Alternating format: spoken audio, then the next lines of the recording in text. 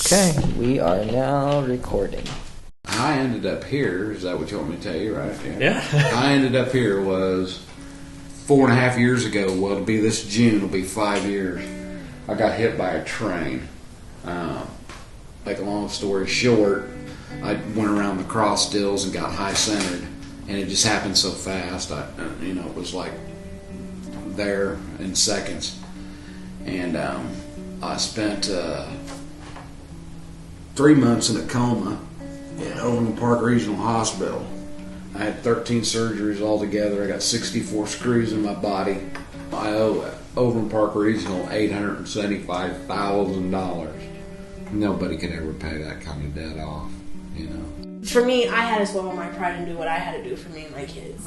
And not even for me, for my babies, because they look up to me as a role model, like I am their mother, and I'm all they got. So I had to do what I had to do. But like I said, I'm blessed to have this second opportunity around and get my housing, and you know what I'm saying. It's a great place. I love it. What brought me to this shelter? Well, I had low-income housing, and I was going to college. And I received my associate's degree, but right after I received my associate's degree, I had open heart surgery. I lost my insurance, and I had to choose between buying my medicine or paying my rent. And I chose to buy my medicine, which made me homeless. When you're younger, you're bulletproof.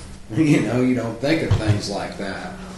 Your health doesn't, it's not an issue at 21. It's just not. When you're 50, it is.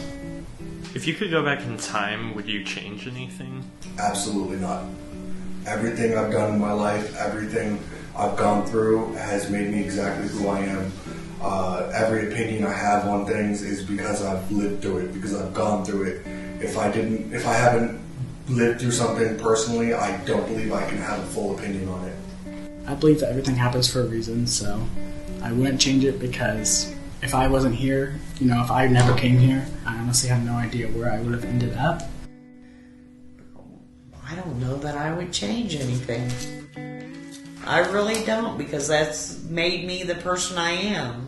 Today I'm moving out. I'm halfway moved out of this place. I'm loading the truck today to move out. I own a trailer. I just bought it this month.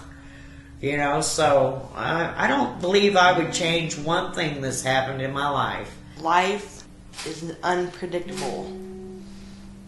It throws you curveballs. You never know where it's going to go. And you got to be able to roll with the punches and get back up on your feet and try again. I'm just happy being alive. I'm just happy to be here. I'd rather be here than on the streets. What other things kind of keep you going? I plan on living to be 100. My grandmother liked a few months of being 100 when she passed away. Mm-hmm. So she lived that long. Surely I can. Ever since I was 14, I remember telling people that I wanted to go to college. So when I got old enough and got tired of working in factories, I decided to go to college. I've been here 2.5 years, almost 3. And I went from a college student to homeless, and now I'm working a full-time job and hoping to go back to school. So for the purpose of the recording, can you state your name and your role at the shelter? My name is Jenny Robinson, and I'm a case manager here at the Lawrence Community Shelter. My name is Emily William. I'm a healthcare coordinator here. I started serving here through AmeriCorps.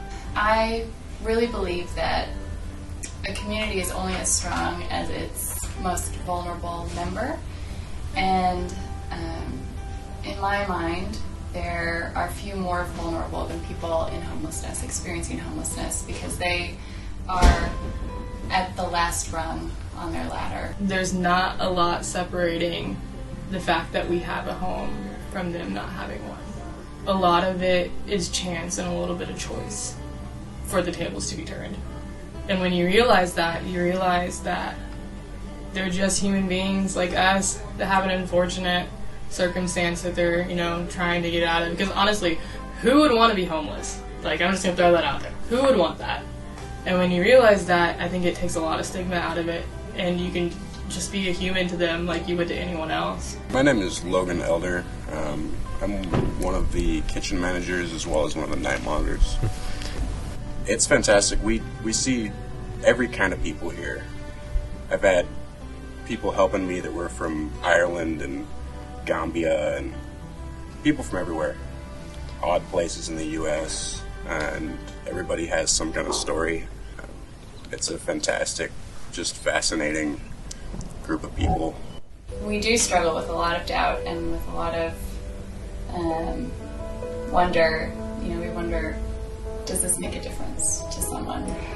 And it is difficult, you know, because people struggle with such complex issues here, you know, incredible trauma in their life, addiction, severe addiction, and those aren't just things that go away. So that is what I struggle with sometimes, leaving at the end of the day and wondering what I did today to make a difference. There's a lot of different kinds of challenges. Social work is draining for anybody. The statistic, I think, for someone remaining in social work is 2 years. It can be heavy working with people here when you all those real stories I'm talking about, enjoying hearing, it can be intense stuff. People voice trauma to you. A lot of times people come in and this is the first place they've felt safe and had real people interested in actually like having discourse with them instead of just, you know, giving them some supplies and pushing them on the way. So there's an emotional fatigue that comes along with that. Kind of a saying around here, for every 10 setbacks, one success makes up for it. I was going to call the Lawrence Paper Company once this got all done and say, hey, these people out here, they deserve a pat on the back. They deserve some positive press. They're trying as hard as they can. You know, there's nothing flawless in anything in this world, but everything can be improved, and they're working their heart at it. I will say this, the staff here, every single one of them care. I see it. People that actually care, you know, about what happens to Jim or John or whoever that goes out into the cold. They worry about them, you know, they take care of them. I've seen it. I'm very grateful that I did end up here and came in connection with the nicest people and the most helpful people I did at the shelter. You know, they want you to succeed just as much as you want yourself to succeed. When I come back, yes, I'm going to come back and volunteer and do whatever I can to help